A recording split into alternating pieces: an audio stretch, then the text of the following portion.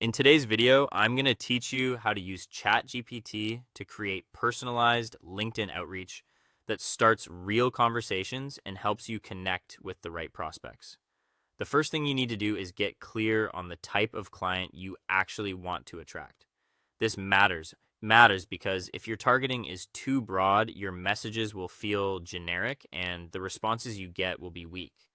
Think about the industry, job title, company size, and the kind of person who is most likely to benefit from your service. The more specific you are here, the easier every later step becomes. Once that's clear, start building a list of suitable LinkedIn prospects.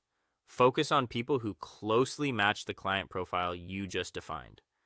The goal is not to collect as many names as possible, it's to build a relevant list of people you genuinely want to speak with. Next, collect useful public details from each person's LinkedIn profile. Look for things like their role, company, recent activity, professional interests, or anything else that gives context. These details will help your outreach feel thoughtful instead of automated. Stay focused on public, professional information only, and keep your notes organized so you can use them easily. After that, give ChatGPT the right background. Share information about your service, who it helps, and what your ideal customer looks like. This is important because ChatGPT will produce much better messaging when it understands your offer and the audience you're targeting. Then ask ChatGPT to identify the likely problems each prospect may be dealing with based on their role, company, and situation. This helps you move away from vague outreach and toward messages that feel relevant. You're not trying to pretend you know everything about them. You're simply looking for informed, reasonable assumptions.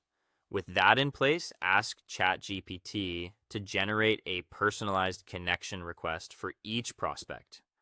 Keep it short, friendly, and tailored to the person. The goal is to make the message feel human and specific.